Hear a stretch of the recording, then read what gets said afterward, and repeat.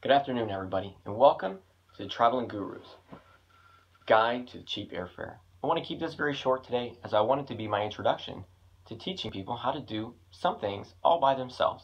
And here we go, very quickly. Finding cheap airfare. There's a lot of ways that people like to do it, and I find it entertaining where people try to keep themselves up all night trying to price something out, staying up at 2:30 a.m. to catch the great $5 deal.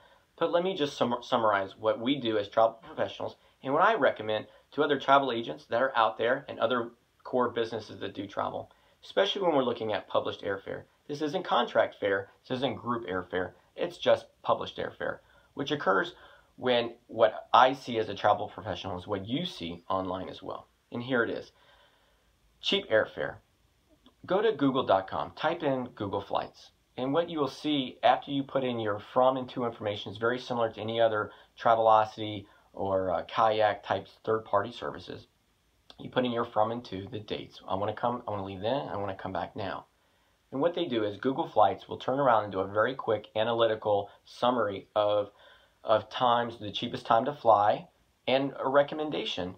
If you want to leave at 11:30 instead of 4:30, it's cheaper to leave at 11:30. Things of this nature, which is great advice for the personal user who's looking at this point inside at published airfare. Now, some people might say, well, when I looked on Travelocity, it was cheaper. But what happens is I can't tell you time and time again when I see it, because now the airlines now have something very different where we call it now like a basic service.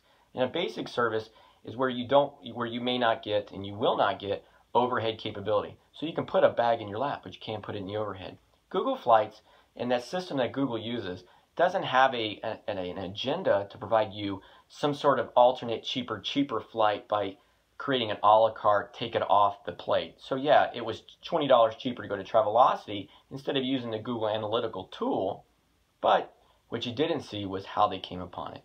So remember, Google Flights doesn't have a vested interest to show you some sort of sideline, get the cheaper, but I didn't know. Google Flights is just looking at the basic, this is economy, for what you're asking for, and you're going from point A to point B. This is what travel professionals use to give the best advice to their clients. I know I do, because sometimes it's not best for me to provide my services to them, but for me to show them and to teach them, hey, go to American Airlines right now. We'll walk through it together, and go ahead and get your airfare right now. It's showing as $129 or whatever round trip. And what I don't say is I'm doing it through Google Flights. But now I want the world to know, I want you to know, I want other travel professionals to know what a great resource and a great tool providing you cheap airfare.